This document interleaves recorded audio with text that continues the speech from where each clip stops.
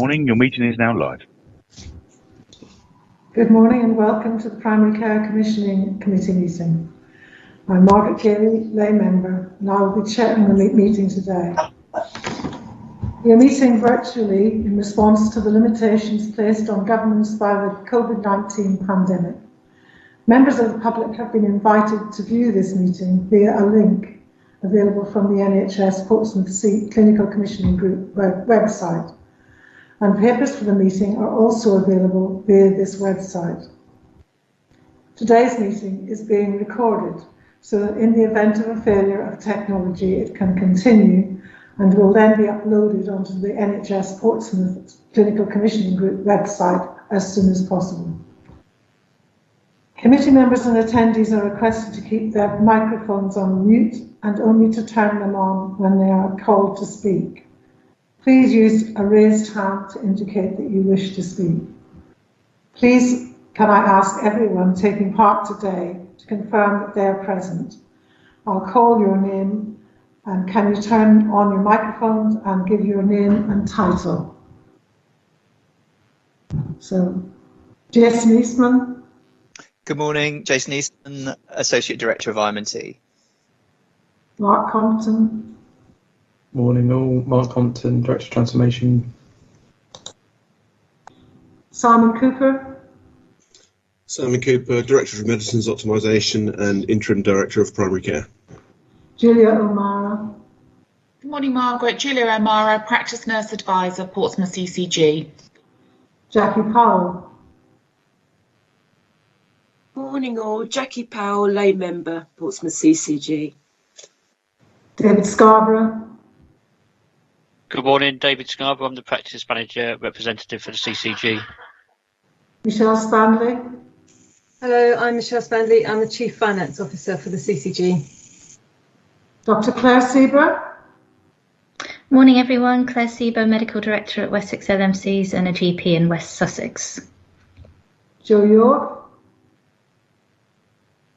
Good morning, I'm Jo York, Deputy Chief Officer for Health and Care Portsmouth, Portsmouth CCG and the City Council. Roger Batterbury. Hello Margaret, it's Roger Batterbury, Chairperson, Health Voice Portsmouth. Nicola Burnett. Good morning, so Nicola Burnett, I'm the Deputy Chief Finance Officer for the CCG. Jill Hanswensi. Good morning, Jill Hanswenzel. I'm the NHS England attendee and I'm a Primary Care Commissioning Manager.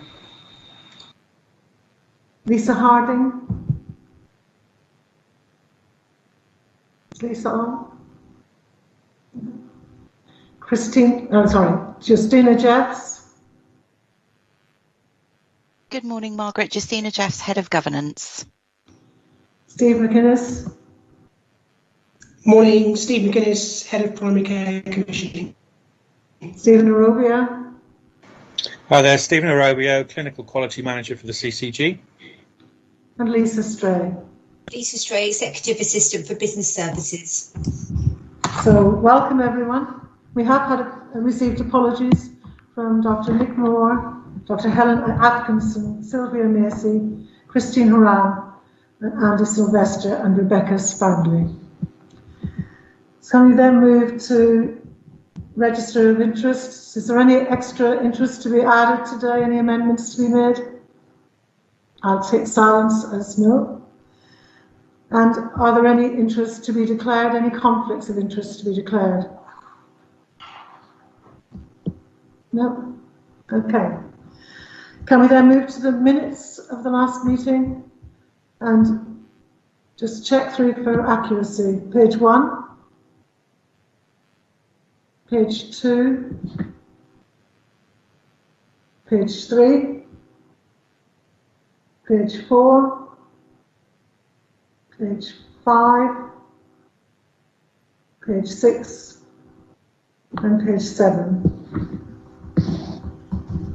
I think there are 2 actions arising. Justina, you've added Dr. Nick Moore. I have indeed. Yes. And Jason, there was an action around the digital primary care roadmap. There was. I have transmitted back to regional team, but I'm yet to be told about or confirmed if there is going to be a national campaign about what we're going to deliver in the next 2 years. So if we can keep it open, and then I will chase next month. And Jason, I understand you might have any other business? I do in the confidential part of the meeting, if that's okay. Okay. There's a risk register then. Can we move to that? Steve, do you want to take us through that? Do you want us to highlight any risks in that? Yeah, thanks, Mara. I've just switched my camera off because I'm getting lots of messages around poor connection, so apologies for that. But in terms of the primary care risk register, we've not had a great deal of time to review this over the last few weeks, but it looks to be fairly up to date and accurate, I would say. We probably need to just update and refresh the one around COVID, particularly with there's some additional mitigation we can probably put in that one. But overall, it looks to be fairly up to date. So what I would suggest is, if any members have any questions or comments they want to make, we can hear from them now, or by all means contact me outside of the meeting, and then our team will do a thorough review of the register again over the next couple of weeks, and we'll report back any changes next month.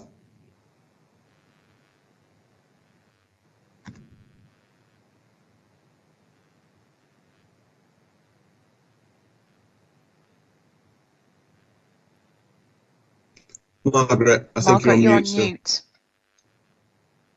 Any questions or comments? Sorry, I will try to remember to do that. Jill. Sorry, I thought Jackie had her hand up first, but it was just a comment. I think, absolutely recognise the time constraints and we'll link back with Steve, but I think we probably need to just update the register in light of the PCN developments and primary care networks, and also some of the changes to the DES funding, how that might impact on our integrated primary care services as well. So I get that this is mainly around practice-based primary care, but we probably need to add some of those components around primary care networks and the Portsmouth Primary Care Alliance as well. But I can work with Steve and the team to do that. Simon, your hand up? Yeah, just an observation regarding the COVID element on there. Just the COVID picture is changing pretty much on an hourly, if not daily, basis ongoing. So that will be, as Steve said, we will update that as part of the team and review it where it is, but it will be a continually changing picture, I suspect, over the next series of months until we know. So at any point it is likely to be behind. So we will chase as best we can, but it won't be a perfectly accurate picture. Any other comments? Jackie. Oh, sorry. I think possibly linked to what Simon just said, the transition of PCSE services has been on here a long time, and I'm imagining that actually I'm hoping things either got a lot better, especially with COVID, where I'm hoping people are getting promptly paid for their services, or is it still at 12 from a risk of 16? That's the question. Yeah, that's it's a good question to ask, Jackie, and it's something we probably could go out to all our practices just to get a bit of feedback.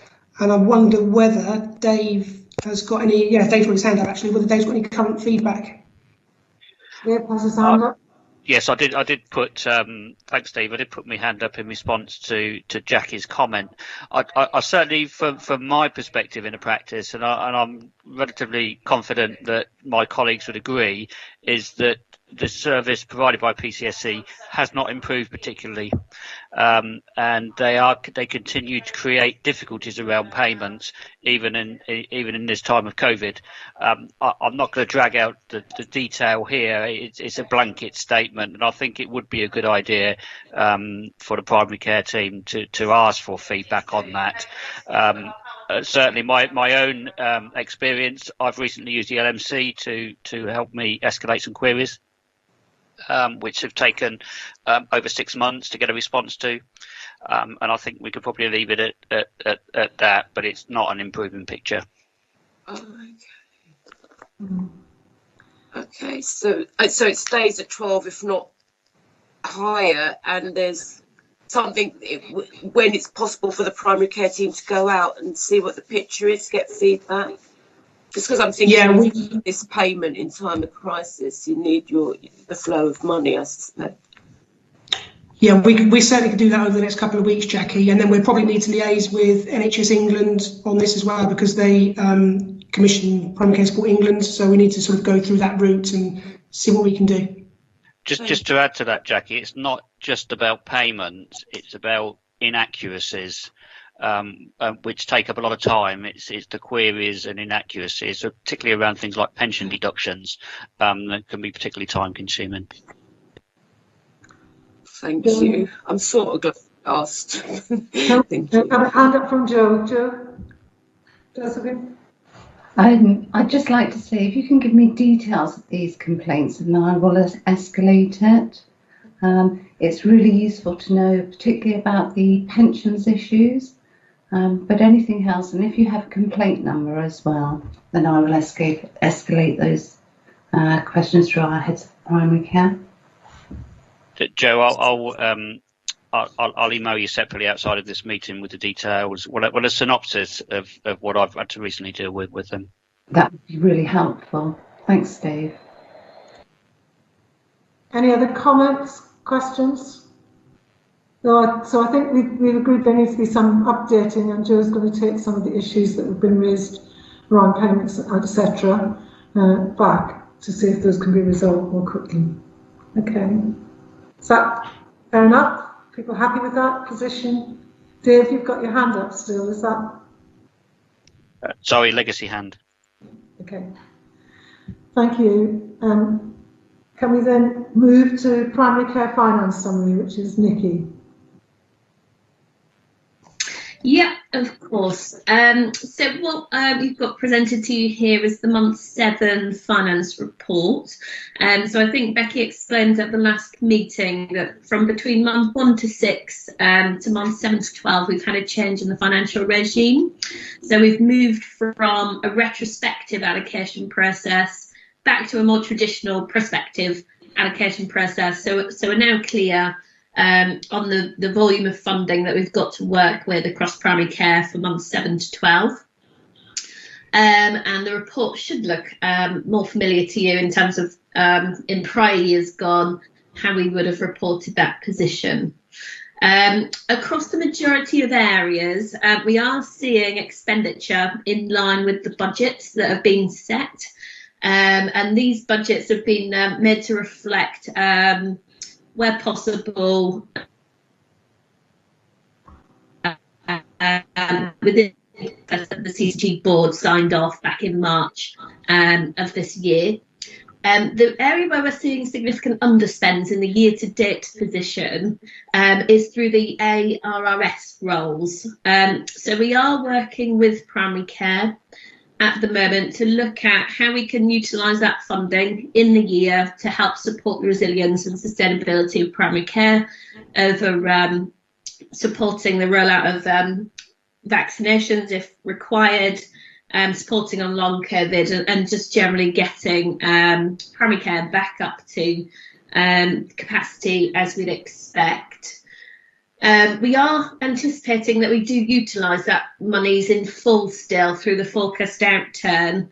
However, that is a potential risk that we need to work with PCNs on around making sure that we do make best use of those monies. Other areas just to note that are excluded from this position is we are reporting net of any COVID-19 claims that we've had through practices. So year to date, we have reimbursed primary care just over £500,000 in relation to COVID-19 claims. Now, we're not expecting that number to increase significantly now, to the end of the year, because the majority of those schemes ended in August of this year. And just to note as well, there was a sort of highly publicised announcement of £150 million being made available to primary care. That's also excluded from this position at the moment, because it's not funding we've physically received as of yet. We are expecting that to equate to around £500,000 for Portsmouth. And there's 7 key priorities that we're anticipating to spend that against, and really that involves supporting the rollout of COVID at home support services, and building back up the resilience of primary care, and supporting practices with backfill on an exceptions basis where sickness rates put our service sustainability at risk. I think they're the highlights in terms of where we are. We are maintaining the position in terms of trying to protect practice cash flows and income wherever possible, and to ensure that people can get regular cash flows as they would have anticipated, to support wherever we can. I don't know if anybody has any specific questions on any of the information contained in the report. Any questions? Dave? It's just a comment, really, and it's very much in line with what I said at CCC board about the ARRS scheme. I certainly acknowledge what the CCG are trying to do to enable us to make most use of, or maximum use of, that funding, but it comes down to the basic point: is the scheme's lack of flexibility in terms of what manpower you can use that funding against, that is stopping practices. And from a personal point of view, I can't see how we can maximise that use of that budget with the scheme as it is at the moment. Now, I know there's been some indications that we can use PCN staff to deliver the COVID vaccine, which may use up some of the surplus funding. However, we can't use other practice staff for that for that funding. Now, if we could do that, then that would be very, very useful, but the scheme just doesn't allow it at the moment. Any response to that?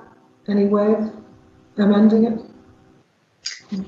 I think, Margaret, just to reflect that we recognise, and through the PCN support networks, it's widely recognised that the lack of flexibility is feeling quite restrictive at the moment. Last financial year, we did see some minor amendments made through the national team to try and recognise some of that. However, those amendments were modest at best, and I think that's what we're seeing this year as well, that we're seeing modest tweaks in the guidance that allow us slight flexibilities. But yes, it is still quite a stringent set of guidance around what exactly these roles can be used for.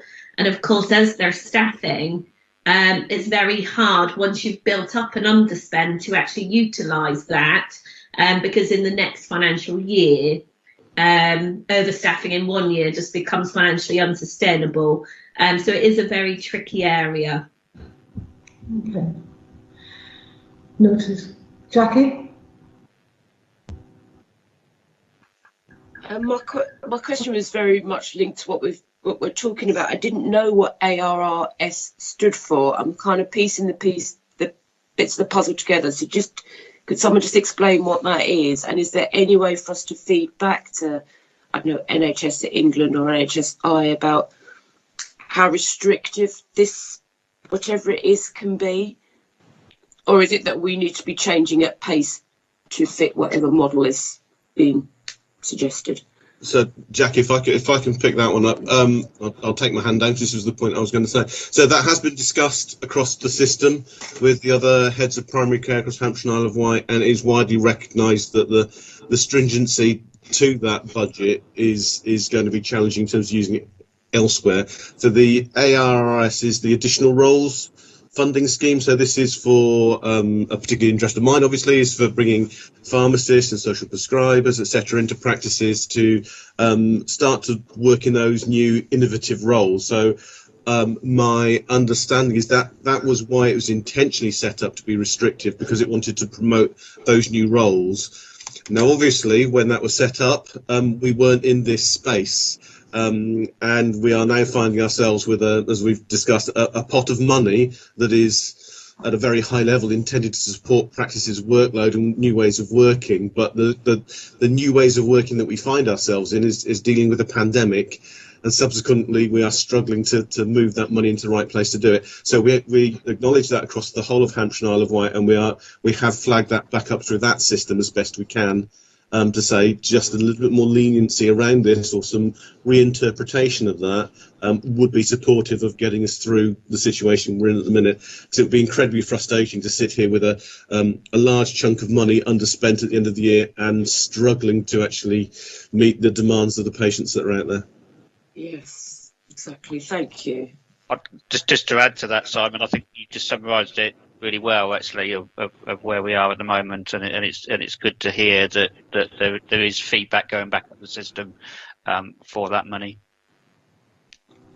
Okay, so it sounds like we can do very little else other than the kind of feedback that we're currently giving about flexibility of the money that's available. Mark, did you want to say something? Yeah, thank you. I was just going to ask, so obviously we've got quite a large underspend against ARRS at the moment.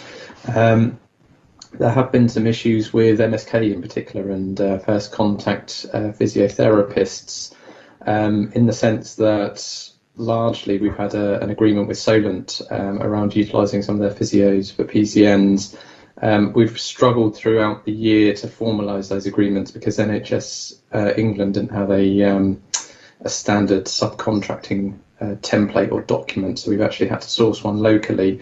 I was just going to inquire, though, in terms of that underspend, as I think we're getting to a position now where we're having formal contracts signed. There's probably recognition that service has been going on for a number of months now, and therefore some funding will need to flow to PCNs and then to Solent for that service. I just didn't know whether this underspent kind of accounted for that kind of backdating of the service and the money flowing to them, or whether it does account for that. Just try to get an understanding of the size of that underspend.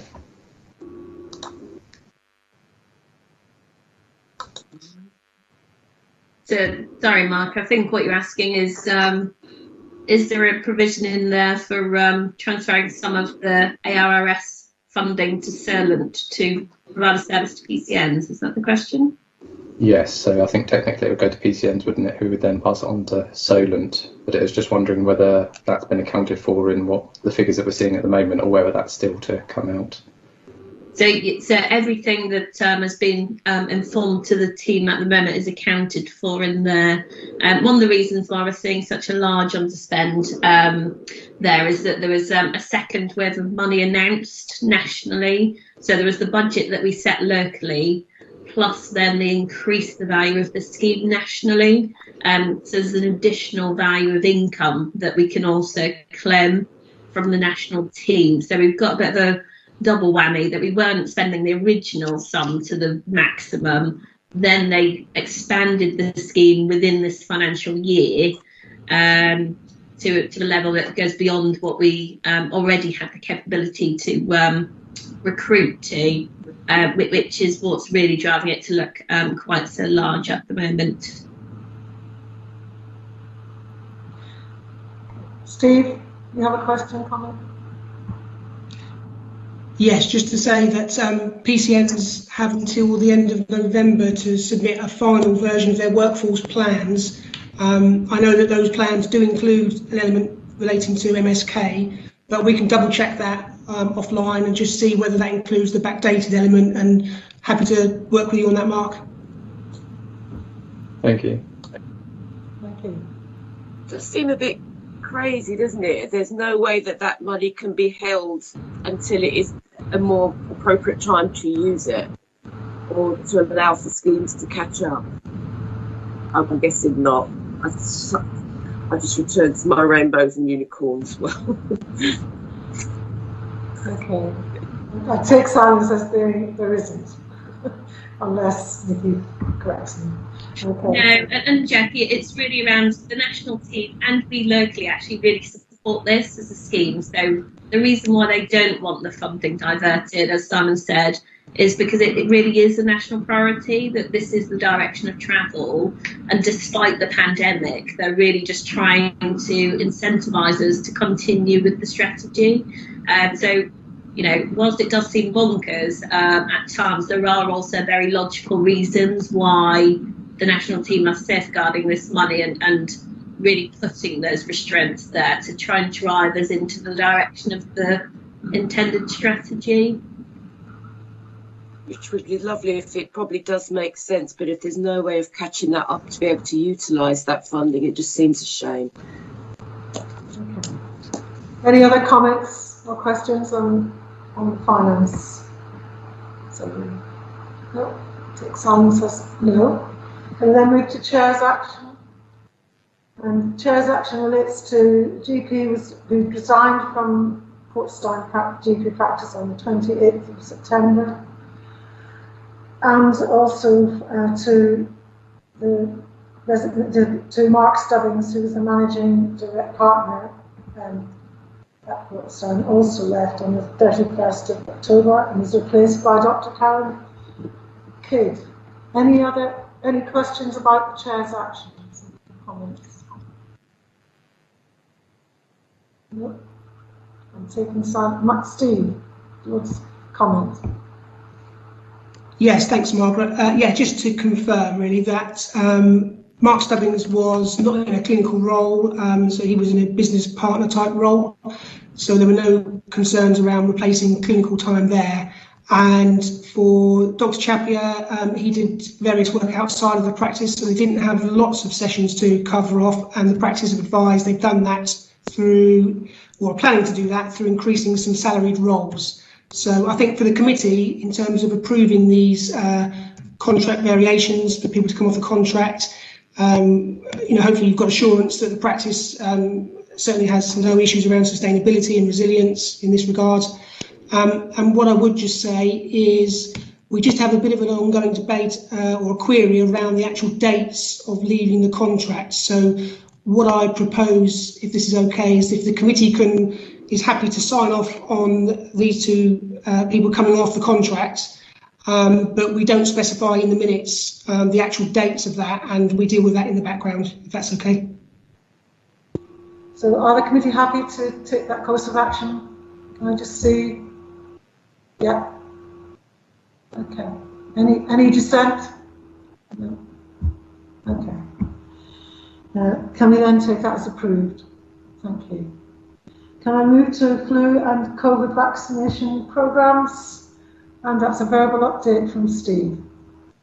Thank you. Yes, you probably recall that at the last meeting I set out all the requirements for the flu programme for this year, and we talked in a bit of detail around that. So this is just a very brief update on how things are going. And perhaps at a later date I can share a more formal report with some data, but I can certainly talk you through the current or the latest position on things.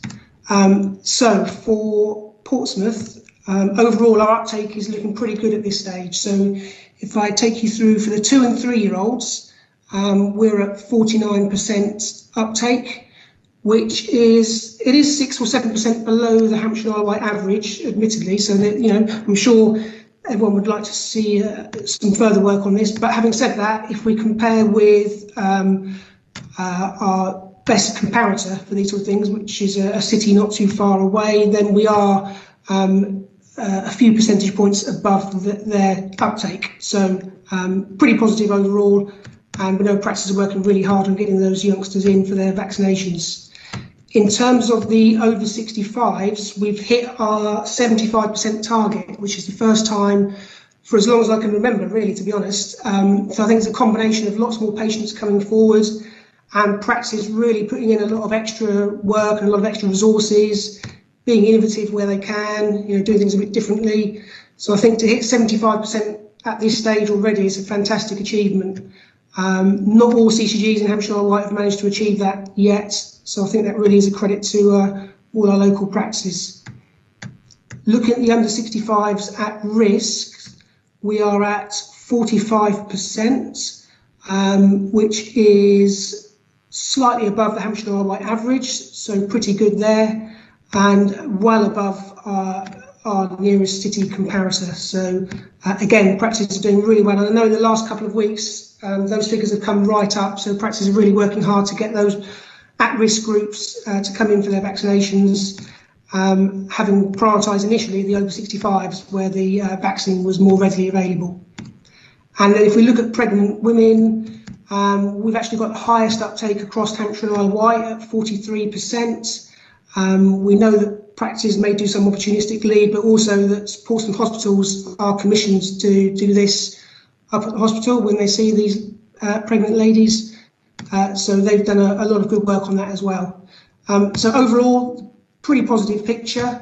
If I briefly look at the individual practice uptake, this is where it gets probably a bit more interesting. So if we just take a couple of areas, if we look at the age 65 and over, we've got quite a few practices that are above that 75% target already, some as high as 87, 78% I can see.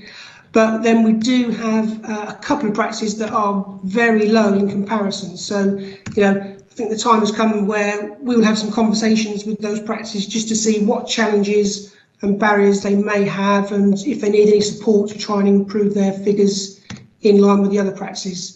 And it's a similar thing with the at-risk patients. Some practices are really high at into the 50s and late 40%, and 2 or 3 practices looking a lot lower. And again, we just have those conversations to see what support they may need to try and help improve. But overall, looking pretty positive on the flu side of things. I just need to mention care homes because we had some data recently which suggested that uptake in care homes was looking on the low side. There was a bit of a time lag with the data, so we're hopeful that things have improved already since then. We're linking up with practices and also the care homes and local pharmacies just to see what improvements we can make over the next couple of weeks to get these patients vaccinated before the COVID vaccination programme starts in earnest. We're also having a bit of a push on healthcare workers. I didn't have any up-to-date data on that, but historically we've always been a little bit low in Portsmouth for healthcare workers uptake, so we're trying to have a bit of a push on that. Obviously it's personal choice, but we'll get some comms out around that over the next few days. And finally on the flu, we've got the over 50s coming on board from December. I think the idea being that some of these patients can get vaccinated before the real work starts with the COVID programme, which also, yes, may start in December, but more likely the bulk of that will be done in the new year and onwards from there. So that's where we are with flu. I'll just pause there. I will move on to COVID shortly, but does anyone have any specific questions around the flu for now?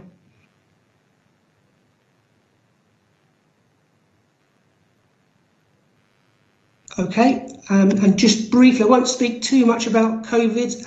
As Simon says, things can change, the guidance can change almost on an hourly basis, let alone a daily basis. But I'm sure you've all seen probably the draft list of priority patients. So starting with the residents in care homes and the care home workers, then you have those over 80 and health and social care workers.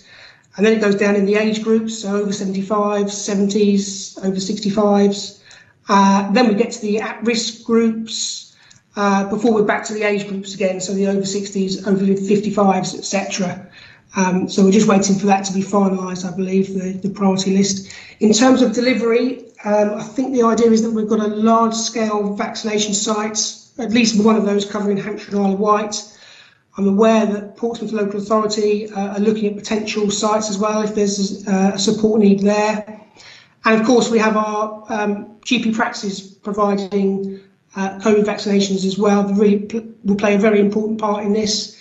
And they're doing that through their PCN groupings. So we've just had those sites approved. So if I just briefly run through those, we've got the Portsdown PCN will be using the Kingston Crescent site. We've got the Brunel network using Southsea Medical Centre. For Portsmouth North, they'll be using Cosham Health Centre. Portsmouth South will be using Eastleigh Health Centre. And then we have Island City Network using Lake Road Health Centre. So all of those sites have been agreed by NHS England, and we know the PCNs are making lots of preparations in readiness for starting the programme in earnest. So practices and PCNs well placed to deliver the vaccination programme, but we will continue dialogue with other partners such as our community provider, local pharmacy. I'm sure we'll have some input, but certainly practices will play a major part in the rollout of the vaccination. It will take a lot of resources, and so to that extent there will be a certain degree of reprioritisation of workload for practices, and I'll come on to that in the later agenda item. And as Nikki alluded to earlier, we have some financial schemes around some of this to help support the COVID vaccination programme, and high on that list will be additional resources to try and help practices in some of that. So we'll be working through that with practices next week on what that might look like. At that point, I think I'll just see whether Simon wants to add or clarify anything, and then we'll see if there's any questions. Justin. You've probably covered a lot of it, Steve. So in terms of the mass vaccination site, there is a requirement for the STP geography to have at least one. The discussions are that there is our preferred option would be to have one in rural Hampshire, one for both of the city sites and one for the Isle of Wight.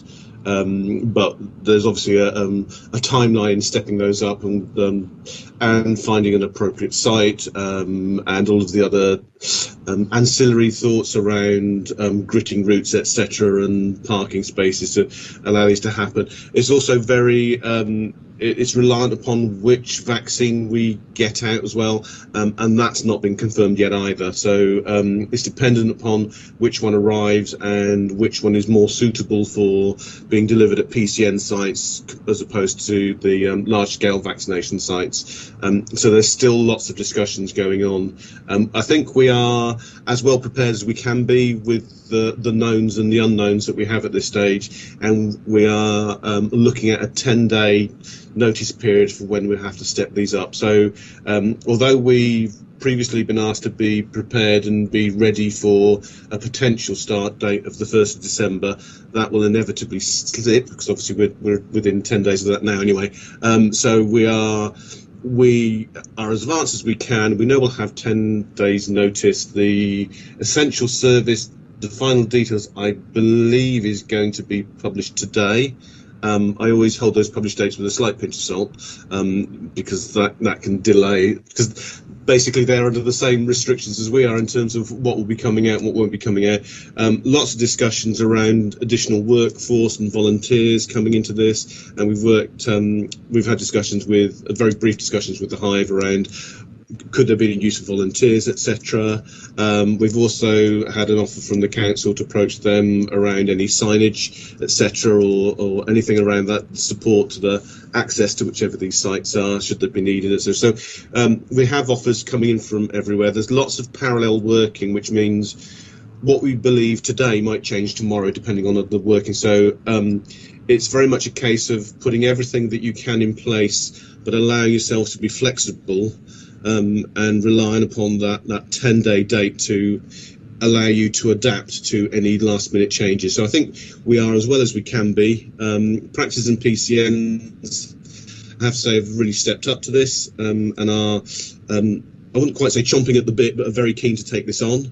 And they are very practiced at delivering the flu programme each year, so they can go through a large number of patients in vaccination processes. Appreciate this is slightly different, and there will be some teething problems, I'm sure, but I think at this point I don't have any concerns that we're behind the curve on our preparedness. Jackie, you have a question? Jackie, do you have a question? You have a hands up. Sorry, it was a quick one. In terms of in the vulnerable high risk group, is that including our homeless population and say our BAME group? There have been some questions around BAME, and that's been flagged back up. At the minute, there is no separate consideration for BAME, which is why we're asking that question for the nationally set criteria. There is a requirement to work with community providers to identify how we are going to vaccinate the homeless. That is, in this case, it's a really difficult question. It's so much easier if it is a single vaccine and a single dose. But with a transient homeless population where you are required to get that person to attend 21 or 28 days later and to have a record of which vaccine that patient had previously, because giving them a different vaccine, and at the point of actually setting this up, there are going to be multiple vaccines. It is a very difficult question to how we're going to address some of these people, and it is on there. I'm not sure I've got all the answers for that one at the minute, Jackie, but it is in there that we have to start to pick up some of these homeless people, but I don't have a perfect answer that reassures me that I've got it nailed yet. Thank you so much. It's the effort that's going into it as well as the consideration that I appreciate. We'll do our best. Yeah. Steve? Yes, just to say, again, I don't have the perfect answer, but we do have a local practice in the city that provides a service to homeless patients. So I'm just in some discussions with them and also the local authority around not just the COVID vaccination, but to try and increase the flu vaccination uptake.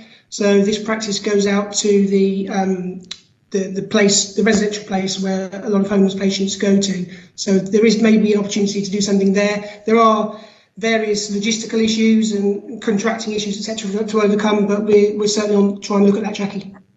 Thank you. Very much appreciate that. Any other questions, comments? Steve, do you have any comments to make? You've got hands up, sorry. Okay. Any other questions? Can I take that as no? Shall we move to prioritization of workloads? Steve. Yes, so as I mentioned earlier, we certainly recognise that practices are going to have to divert some resources for the COVID vaccination programme alongside doing flu and still trying to maintain cancer screening and child immunisation rates. It's a very tough ask of practice, really. So with that in mind, the CCG has agreed to apply some income protection to all of our locally commissioned services known as LCSs for the whole of this year, 2021. So that means that where activity levels are lower than the previous year, the CCG will ensure the practice is not penalised for this due to the impact of COVID. So we are going to ask practice to carry on continuing to report their activity to us each quarter. So in the unlikely event that the activity was higher for a particular service, we would honour that, but the reporting will also allow us to just monitor how practice is doing. So whilst we would certainly encourage some reprioritisation of resources, we also recognise that practices are open, patients can be seen face to face where appropriate, and that some of these services can't just stop, completely stop. So we're just keeping an eye on that. So if we take phlebotomy as an example, there could be a degree of prioritisation around some bloods, but certainly we wouldn't want practices sending lots of people up to the hospital, as that obviously wouldn't be the right thing to do. It's not something we expect would happen, to be perfectly honest, but it would open up a conversation with the practice if their activity levels really dropped off far more significantly than others, for example. What we're also going to do is just highlight within each LCS specification, which elements we feel are a high priority and should continue, and which are potentially at least lower priority and could be paused. It's not something that's set in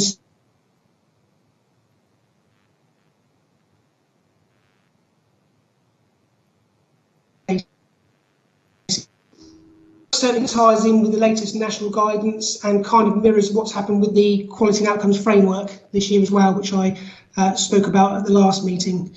So we will review the position for next year a bit nearer the time. I don't anticipate at this stage that the income protection would necessarily go into next year, but obviously very happy to review that when the time comes. And then just briefly moving on to the directed enhanced services known as the DESs. We certainly don't feel that we're able to protect the learning disability health check scheme. That's got a very high profile.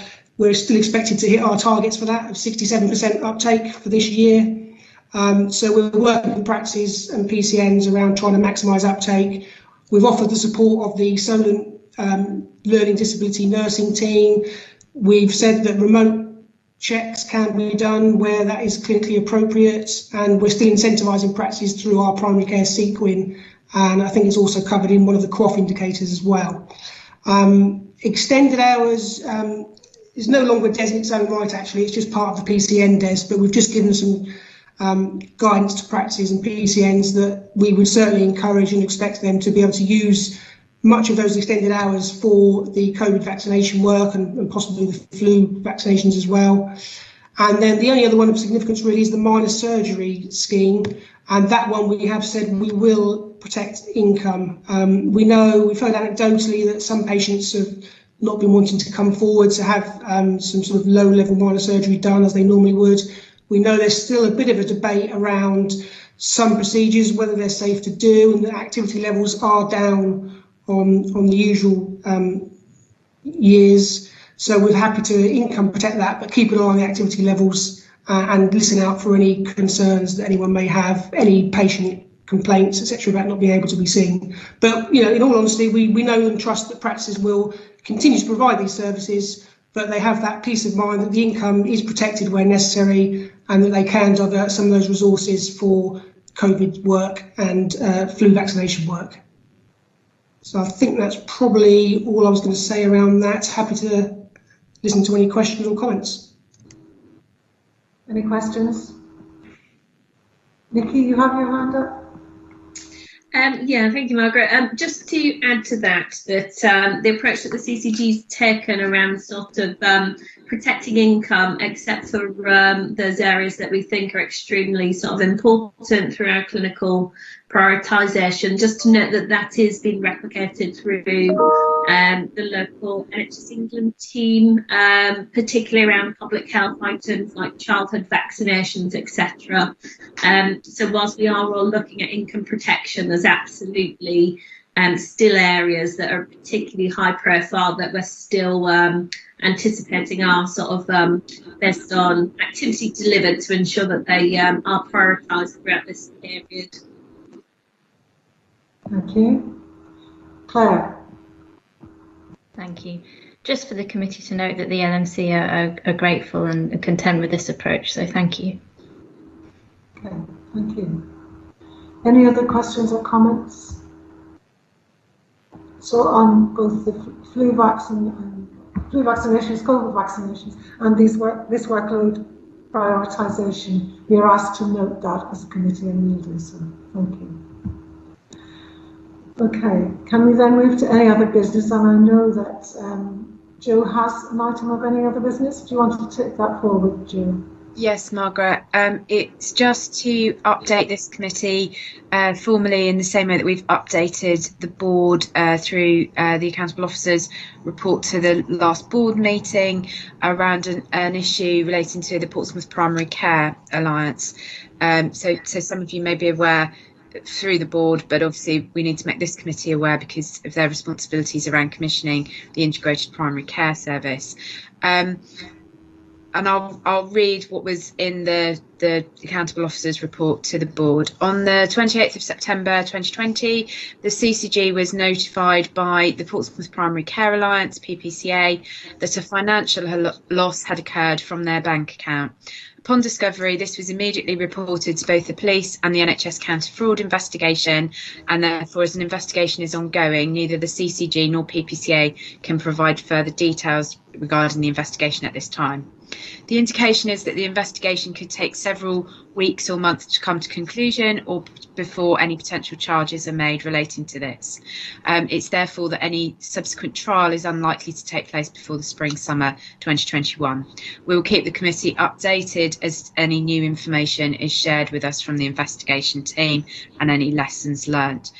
The CCG have been working closely with both PPCA and their accountants, Maurice Crocker, to review the financial and operational position following this incident. And we have also involved our internal audit to undertake a financial review and audit of the financial processes within the organisation.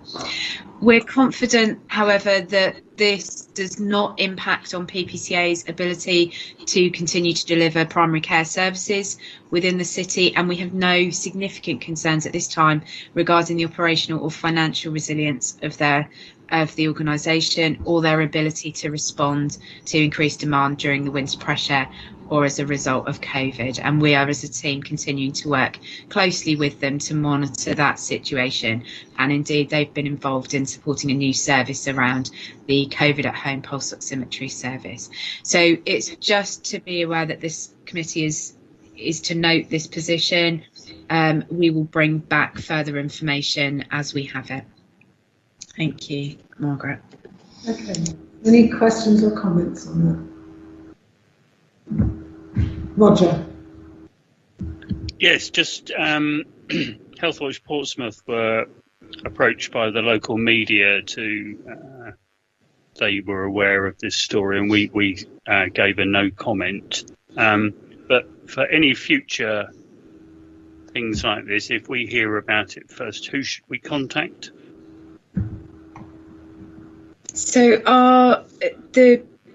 I guess if it's specifically a comms issue, or if you're approached by the media, our comms lead, Cheryl Scott, who works for Portsmouth City Council and who covers Health and Care Portsmouth, would be the best person. But I can take that offline, Roger, and give you her details, and of course myself as well, if that would be helpful. So we can pick that up offline, so you've got her contacts. All right, thank you. super, thank you. Any other questions or comments? Anything else to just note the position at the present time? Thank you. Thanks, Chair. Any other business? In the absence of any other business, I think we can close the meeting. Thank you very much. And we take the Thanks, Margaret. Thank you, Margaret. Thank you. Thank you, Margaret.